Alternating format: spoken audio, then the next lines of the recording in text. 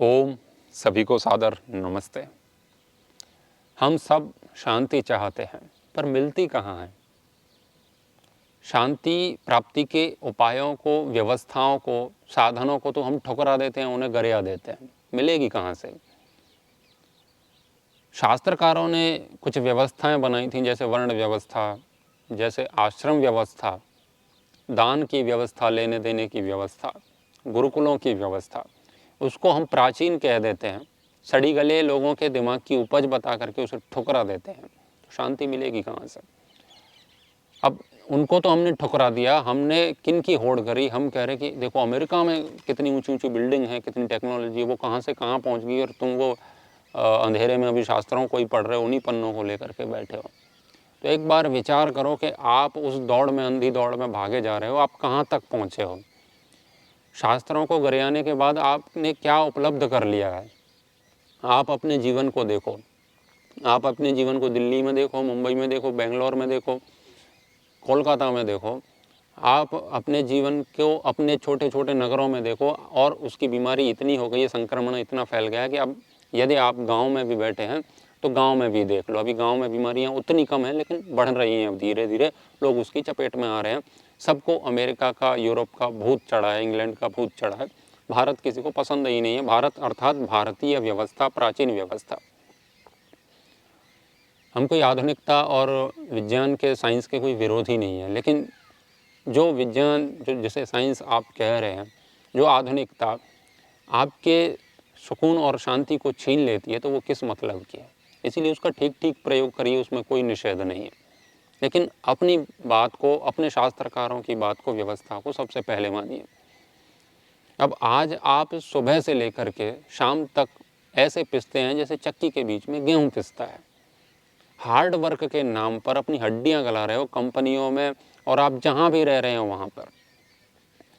रात को ठीक से नींद नहीं आ रही है और दिन में चिंताएं सता रही हैं। सुबह से लेकर शाम तक काम करते हैं, फिर रात में काम की चिंता करते हैं और दिन भर काम कर रहे हैं, तब भी व्यवस्था बन नहीं पा रही है। यह है आपकी आधुनिक व्यवस्था। तो पहली व्यवस्था क्या थी कि 100 वर्षों की औसत आयु में से 25 वर्ष का काल रखा ब्रह्मचर्य आश्रम का, जिसमें आपको विद्या अध्ययन करना है। आप चाहें तो उससे ज़्यादा कर सकते हैं, लेकिन 25 का सबके लिए सामान्य है। तो उसमें आपको क्या करना है, सुबह 4 बजे उठना है और परमात्मा का नाम लेना है, प्रातःकालीन मंत्रों का पाठ करना है। उसके बाद में आपको संध्या करनी है, व्यायाम करना है, देवताओं की आराधना करनी है मंत्रों के साथ, और भजन कीर्तन करना है आपको। गायों की घंटियों के साथ आपको गाय चराने जानी है, या आश्रम में जैसी व्यवस्था है वहाँ वो करनी है। और आपको करियर की कोई चिंता नहीं है, भविष्य का कोई भी तनाव नहीं है, कोई भी असुरक्षा का भाव नहीं है। आप परमात्मा के नाम के साथ आप कौशल कला भी सीख रहे हैं। ऐसा नहीं है कि अध्यात्म अध्यात्म अध्यात्म तो सबसे जुड़ा ही है। उसके साथ में आप प्रैक्टिकली बहुत सारी चीज़ें सीख रहे हैं, इंजीनियरिंग सीख रहे हैं, चिकित्सा सीख रहे हैं, बहुत कुछ जो पहले जो कुछ भी उपलब्ध था, सारे विषय जो आज हैं वो पहले भी थे। उनको सीखते थे पूरे मनोरंजन और आनंद के साथ में। और भिक्षा मांगने के लिए जाना है, भिक्षा जो भी मिले उसे ग्रहण करो और फिर आनंद के साथ अध्ययन करो। कोई भी स्ट्रेस नहीं है, कोई भी तनाव नहीं है, कोई भी डिप्रेशन नहीं है। और उस व्यवस्था में आपका जीवन बीत जाता है 25 वर्षों तक, तब आपको कोई चिंता नहीं है। और उसमें आप वो अध्ययन कर लेते हैं, उतना जान लेते हैं जिससे आप 25 वर्षों के गृहस्थ आश्रम में रहते हुए उसको भी आप आनंद के साथ काटते हैं। 25 वर्ष का जो गृहस्थ का समय है, गृहस्थ में साथ में पति पत्नी के साथ रहने का, घर में रहने का, उसमें आप क्या करते हैं। उसमें आप कमाते भी हैं, कमाने के साथ साथ बांटते भी हैं। जिन्हें हम अतिथि कहते हैं ना, अतिथि कक्ष जो हमारे घरों में होते थे, जिसे आज गेस्ट रूम कहते हैं, वो अतिथि का क्या तात्पर्य होता है कि कोई भी बिना तिथि के आपके दरवाजे पर कभी भी पधार सकता है और उसको आपको भोजन देना है। पहले जो लोग भ्रमण करते थे, देशाटन करते थे, तीर्थों पर जाते थे, वो कोई घर से बैग भर के नहीं ले जाते थे पैसों का या भोजन का। वो जहाँ जहाँ जिसके दरवाजे पर पहुँचे वहाँ पर गृहस्थ व्यक्ति अपने आप उनको भोजन के लिए कहता था और उनको भोजन कराता था। कुछ लोग अपने पात्र ले जाते थे, तो भोजन की व्यवस्था नहीं थी क्योंकि कई महीनों में लौटते थे, तो अपने पात्रों में बना लेते थे, लेकिन राशन पानी वो किसी गृहस्थ के घर से ही लेते थे। बहुत सारे साधु संत जितने भी सन्यासी थे उन सब का पालन गृहस्थी करता था। उसके बाद भी वो भोगों का भोग करता था धर्म के अनुसार चल करके, धर्म के पथ पर चल के। और वो जितने भी अतिथि आते थे उनसे आत्मा, परमात्मा, सांख्य योग की चर्चा, ब्रह्म विषयक चर्चा, वो सब उनके साथ करते थे। तो जो अतिथि आए हैं वो भी उन्हें आनंद दे करके जाते थे, उसके बदले में वो उन्हें अन्न देते थे। तो 25 वर्षों तक वो इतना कमा लेते थे कि 25 वर्ष के बाद जो 25 वर्ष का वानप्रस्थ आश्रम है उसके लिए भी वो काफ़ी सारी संपत्ति एकत्रित कर लेते थे, खूब सारा बांटने के बाद में। और ध्यान रखना, उसमें भी वो कोई दिन रात के लिए परेशान नहीं थे। कृषि कार्य या जो भी था उनका वो दिन में करते थे, सारा नित्य कर्म करने के बाद में, और वो भी आनंद के साथ। और जो कमाते थे उसमें से बांटते थे, दान करते थे, साधु सन्यासियों को देते थे, गुरुकुलों में आश्रमों को देते थे। और उसके बाद भी उनके पास कोई ऐसी भुखमरी नहीं थी जैसी कि आज है। उसके बाद में वानप्रस्थ आश्रम में वो 25 वर्षों तक कहीं भी वनों में रह करके तपस्या करते थे, जिसमें उनका पूर्व संचित धन काम आता था, कुछ दान दक्षिणा से मिल जाता था। और उन 25 वर्षों के बाद में आप 25 वर्षों तक संन्यास का जो संन्यास की अवस्था थी, संन्यास का जो काल है, उसमें वो सबसे मुक्त होकर के पूर्णतः परमात्मा के अधीन होकर के उसकी सत्ता को स्वीकार करके पूर्ण वैराग्य को प्राप्त होकर के वो गांव-गांव, गली-गली घूमते थे, लोगों को उपदेश देते थे ब्रह्म के। लोग सन्मार्ग पर चलें, लोग अच्छे कर्म करें, इंद्रियों के वशीभूत न हों, अध्यात्म विषयक बिंदुओं पर चर्चाएं होती थीं, लोग बड़ी शांति से जीवन व्यतीत करते थे। और सन्यासी का जीवन कोई चिंता नहीं है, कुछ कोई अवसाद नहीं है, वो जहाँ रह रहे हैं वहीं रह रहे हैं, मस्त हैं फकीरी में। तो जीवन के जो 100 वर्ष हैं उसमें से मात्र 25 वर्ष तक उसे कमाना था, वो भी मात्र दिन में, रात्रि में चैन से सोते थे। अब किसी की ड्यूटी ऐसी है, कोई कहीं पहरेदार है, कोई कुछ है, वो एक बात अलग है, लेकिन आजकल तो कोई पहरेदार नहीं भी है तो वो घर में जाग रहा है सारी रात मोबाइल टीवी में।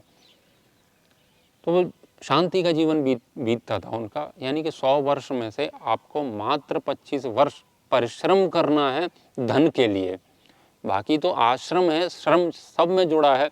आपको ब्रह्मचर्य काल में भी श्रम करना है, गृहस्थ में तो करना ही है, वानप्रस्थ में करना है और संन्यास में भी करना है। निठल्लेपन की व्यवस्था नहीं है ये सब, लेकिन वहाँ आपको क्या श्रम करना है, आपको अपनी इंद्रियों को जीतना है, अपने के मन को जीतना है आपको। तो मन को जीतने की लड़ाई लड़ते रहते थे गृहस्थ आश्रम से निवृत्त होने के बाद में। 50 वर्षों तक अध्यात्म का चिंतन, धर्म का चिंतन चलता था। 25 वर्ष जो विद्या का काल था उसमें भी धर्म और अध्यात्म को समझा, कौशल कला के साथ साथ। तो जीवन जीने की कला वहाँ से सीखी।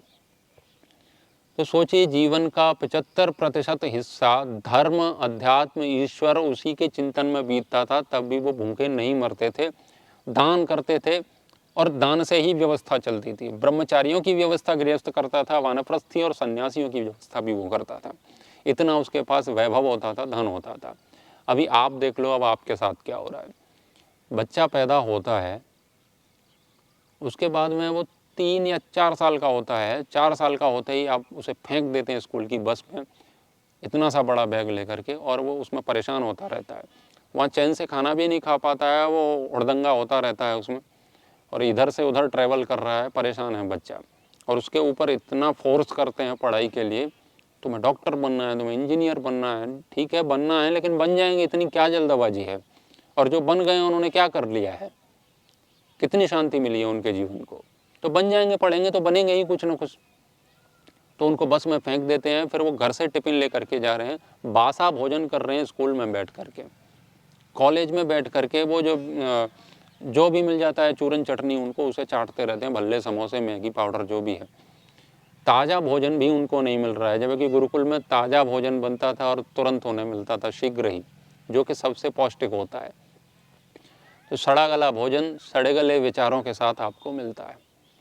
और करियर का बोझ, मैं क्या बनूंगा, मैं क्या बनूंगा, मैं क्या बनूंगा, फ्यूचर तो मेरा डार्क नहीं हो जाएगा, फ्यूचर ऐसा तो नहीं हो जाएगा, इतनी सारी चिंता सताती है उसे। करियर करियर करियर, उसके चक्कर में वो विवाह नहीं कर पा रहे। बुढ़ापे में तो विवाह करते हैं और वो भी नहीं हो भी नहीं पा रहे हैं शांति से।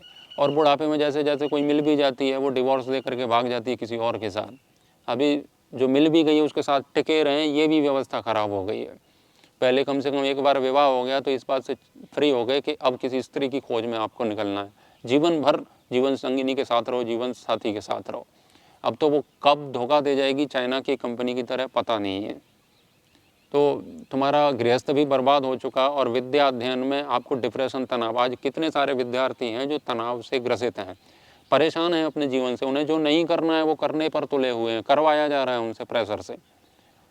या तो विज्ञापन उनको इतने दिखाए जा रहे हैं जिससे उनका दिमाग ही हैक हो गया है, पूरा सिस्टम उनका, और वो वैसा ही सोचने लगे हैं। या उनके घर वाले उनको प्रेशर कर रहे हैं ना, बगल वाले का ये बन गया है तो तुम्हें भी वो बनना है। तो जब वो पैदा हुआ 3-4 वर्ष से समस्या उसने उत्पन्न कर ली अपने जीवन में उसके, या कर दी गई, उसके चक्कर में वो पिसता जाता है, दिन भर पिसता है। दिन में स्कूल कॉलेज, रात में पढ़ाई, 18-18 घंटे पढ़ रहे हैं तभी बन कुछ नहीं रहे। अब 150 IAS बन जाएंगे 18 घंटे पढ़ने के बाद, तो बाकी के लोगों के जीवन का क्या होगा। और वो बन गए हैं, उनको भी कोई बहुत ज़्यादा उपलब्धि ऐसी हो नहीं गई है कि अब वो देव मानुष बन गए, जीवन में शांति आ गई है। उनको बस इतना होता है IAS बनने के बाद में मुख्यमंत्री से सीधे फ़ोन पर गाली खाने का अवसर मिल जाता है, बस इतना सा है। तो क्या मिला? ब्रह्मचर्य काल यानी कि विद्या काल में आपको तनाव, गृहस्थ में तो बहुत सारे तनाव, उसके बाद में वानप्रस्थ आपके जीवन में है नहीं। तो आप सोचते हो कि रिटायरमेंट के बाद आपकी ज़िंदगी बढ़िया बीतेगी, वो बीतती नहीं। रिटायरमेंट के बाद आपकी संतान आपसे छीन लेगी आपका धन, क्योंकि आपने उन्हें शिक्षा दी ही नहीं, भोग की दी है, क्योंकि तुम स्वयं भोगी हो तो उन्हें भी ऐसी शिक्षा दे रहे हो। क्या आत्मा क्या परमात्मा, नास्तिक बनाया जा रहा है लोगों को, और ये नास्तिकता सारे समस्याओं की जननी है। लोग जितने जितने नास्तिक होते जा रहे हैं वो उतने उतने भोगवाद की ओर जा रहे हैं, और वही भोगवाद उनको दर्द और पीड़ा दे रहा है। तो रिटायरमेंट के बाद भी आपको चैन नहीं है, और रिटायरमेंट के बाद आपको जो मिलने वाला है उसे आपके बच्चे, आपकी संतान आपसे छीन लेगी, और उसके बदले में ध्यान रखना आपको रोटी नहीं मिलेगी, वृद्धाश्रम में आप सड़ोगे। जैसा कि लोग अब सड़ रहे हैं, सड़ना शुरू हो गए हैं, और अब बहुत सारे वृद्धाश्रम खुल भी रहे हैं। वृद्धाश्रम खुलना कोई विकास की बात नहीं है, ये विनाश का सूचक है। तो आपके बच्चे आपको रोटी तक नहीं दे रहे, यानी कि आपने इतने जीवन भर भुगता सिर्फ रोटी के लिए। आपके जीवन में मन को कैसे शांति दें, है ना, ब्रह्म क्या है, प्रकृति क्या है, इन सब के लिए तो समय ही नहीं था। वैराग्य क्या है, धर्म अधर्म क्या है, हमारे ग्रंथ क्या कहते हैं, यज्ञ क्या है, ये सबसे तो मतलब ही नहीं है भजन कीर्तन से, है ना। पैसा पैसा पैसा पैसा पैसा पैसा, अब इतना जीवन भर पैसे के लिए परिश्रम किया, वो पैसा भी आपको रोटी नहीं दे रहा है बुढ़ापे में। अब हो क्या रहा है, एक कंपनी आ गई है, अभी उसका नाम याद नहीं है, आप सर्च कर लेना, वो आपको मिल जाएगी। उसने कई हजार ऐसे दाह संस्कार, अंत्येष्टि संस्कार कर दिए हैं हमारे देश में। आपको क्या करना होता है, उसकी क्या पॉलिसी है, जब आप बूढ़े हो जाते हैं और आप मर जाते हैं, तो वैसे तो अब ये व्यवस्था ऐसी है कि आपको अमेरिका बनाना है भारत को, तो बच्चे अब साथ रहते ही नहीं हैं बुजुर्गों के, तो कोई पड़ोसी देख ले उसको तो फ़ोन कर देता है उस कंपनी वालों को, और उसके घर वाले बच्चे जहाँ रहते हैं उनको, कि भैया ये मर गया है, इसे उठा ले जाओ।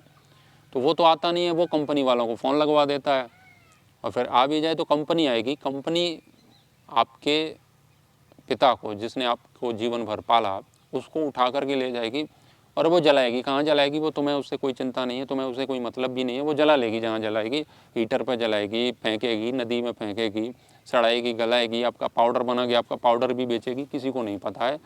तो उसके बाद में एक कलश आपको दे देगी कि ये अस्थि विसर्जित कर दी गई हैं। वो कहाँ कर दी हैं या नहीं कर दी हैं, वो क्या है, वो भी अलग मैटर है, किसी को नहीं पता।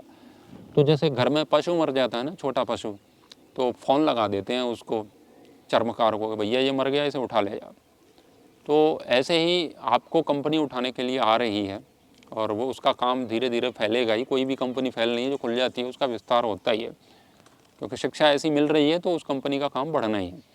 तो जब आप मरोगे तो आपको कंधा भी नहीं मिलेगा, और आप शमशान तक भी नहीं जाओगे, आपको कंपनी उठा के ले जाएगी, और कंपनी आपको ससम्मान गाड़ी में नहीं रखने वाली, ध्यान रखना। जैसे कुत्ते को, जैसे बिल्ली को जो मरे हुए होते हैं ना, उनको उठा के फेंक दिया जाता है नगर पालिका की गाड़ी में, ऐसे तुमको फेंक दिया जाएगा। ये उपलब्धि है तुम्हारी, ये आपकी टेक्नोलॉजी, आपकी आधुनिकता आपको यहाँ तक ले गई कि आप मरने के बाद भी आपके शरीर का भी दाह संस्कार ठीक से नहीं हो पा रहा है, ये आपकी शिक्षा है। उसको तो आउटडेटेड बोल देते हैं, प्राचीन बोल देते हैं, सड़ी गली व्यवस्था बोल देते हैं, लेकिन उस व्यवस्था में मरने के बाद भी आपको भोजन खिलाने की व्यवस्था है। वो वहाँ पहुँचता है नहीं पहुँचता है अलग विषय है, लेकिन मरने के बाद भी आपको याद किया जाता है। यहाँ जिंदा लोगों को याद नहीं किया जा रहा है। अमेरिका से बैठ करके फ़ोन कर रहे हैं पिताजी को, पिताजी को कौन कर रहा है, खैर पिताजी कर रहे हैं उनको, बेटा आ जाओ बेटा, बेटा को फुर्सत ही नहीं है। पैसा कमाने की मशीन बना दिया उनको। पैसा किस लिए कमाना था? ताकि ऐश कर सकें। ऐश किस लिए? ताकि उससे सुख मिले, शांति मिले, और वो मिल नहीं रही है। तो जिसके लिए इतनी भाग दौड़ थी वो मिला ही नहीं, तो तुमने क्या पाया? और उसी व्यवस्था में आप देख रहे हो कि जीवन के 100 वर्षों में से 75 वर्ष आपके आनंद से बीत रहे हैं, बैठ करके 25 वर्ष आपको परिश्रम करना है। और इस व्यवस्था में आपको जन्म के 3 साल बाद, 4 वर्ष के बाद ही आपको दिन रात घसीटा जाएगा, और मर नहीं जाते तब तक। तो कौन सी व्यवस्था बढ़िया है, पहली वाली या अभी वाली? और ये व्यवस्था आपको घसीटने के बाद भी भोजन नहीं दे रही है, और आपके पास इतना धन भी नहीं है कि आप दान कर सको। है तो बहुत देने के लिए, लेकिन मन आपका बहुत कंजूस है, कृपण है। आप बहुत छोटे और गरीब दरिद्र हो कि आपके द्वार पर कोई अतिथि आ जाए, आप उसे भोजन नहीं करा सकते, है ना। शहरों में किसी की कोई सहायता नहीं करता है, कोई सहायता मांगता है उसे कोई सहायता देता नहीं है। ये व्यवस्था है आपकी यूरोप और अमेरिका वाली। घरों में सड़ते हैं मुर्दे, तब पड़ोसी को पता चलता है तो ज़बरदस्ती दरवाजे तोड़े जाते हैं, तो पता चलता है कि वो बुजुर्ग जो अकेला रह रहा था वो मर गया। तब उनके घर वालों तक कोई बात पहुँचे, बच्चों तक पहुँचे तो पहुँचे, नहीं तो नहीं। तो इस पर विचार करिए कि इतना दिन रात घसीटने के बाद भी आपको भोजन तक नहीं मिल रहा है, तो कहीं आप गलत मार्ग पर तो नहीं जा रहे हैं। अपने अहंकार को स्वीकार करिए कि हम गलत मार्ग पर हैं, और उस व्यवस्था को स्वीकार कीजिए जिस व्यवस्था को चल करके लोग मौज करते थे पहले यहाँ पर। तो कितनी सुंदर व्यवस्था थी हमारी आश्रम व्यवस्था। जीवन के 100 वर्षों के कालखंड में से 25 वर्ष ब्रह्मचर्य काल के, 25 वर्ष गृहस्थ काल के, 25 वर्ष वानप्रस्थ के और 25 संन्यास के। उसमें से आपको 25 वर्षों में ही मात्र धन कमाना है।